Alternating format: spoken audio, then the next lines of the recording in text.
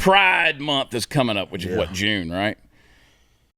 So DC, their DC 2022 Pride celebrations available at your local comic shop.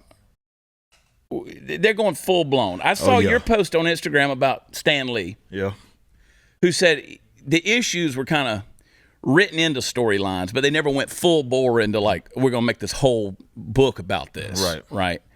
What the hell is going on now?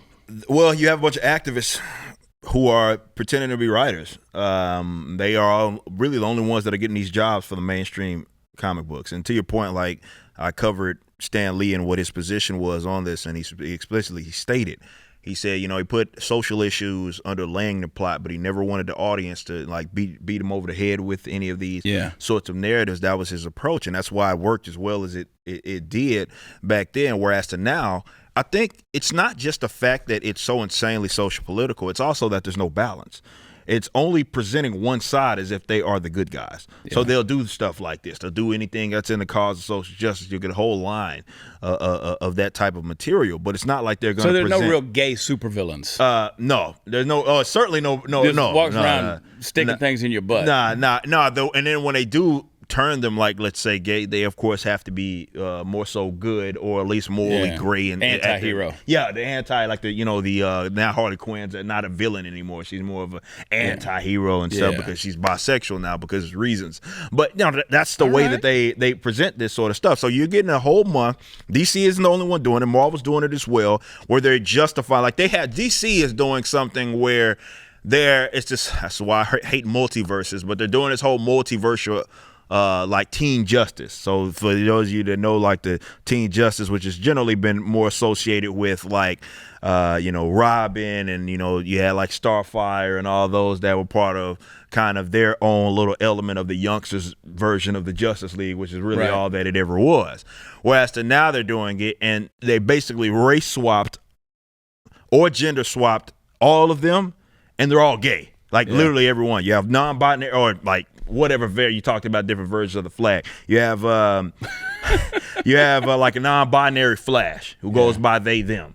Okay. Right, and apparently you have like a male version of Raven, which you usually don't get a race gender swap that goes that way. Yeah. But of course, it's still a tokenization because it's a gay version of male Raven. Which I got you. Yeah, you see what I'm saying? So you have all of these. They're doing all these gay versions of these, or non-binary, or different various non-straight versions of the character, and they're all existing in this one book. Marvel, on the other hand, is also doing it with this whole. They got Transmutant that they're introducing. Who we have to know the story of how she struggles to be a transgendered mutant. Now, if you're a transmutant, that should be an easy transition, right? Can't you just here's the thing. Like they have all right, so modern era X-Men right now exist on their own like nation state. It's called Krakoa. This was right when I stopped reading like books.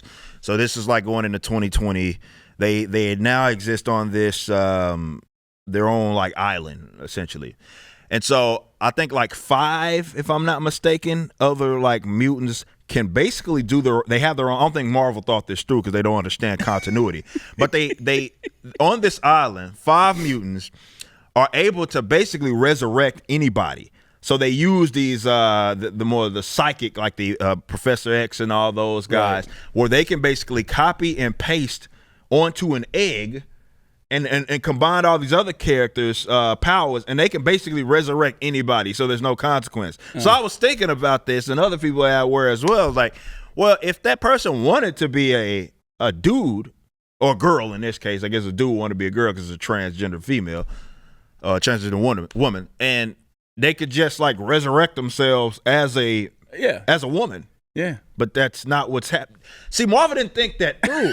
And the hilarious part of all this is that the character's power is that she can, with people that are within a vicinity of her, she can swap places with them.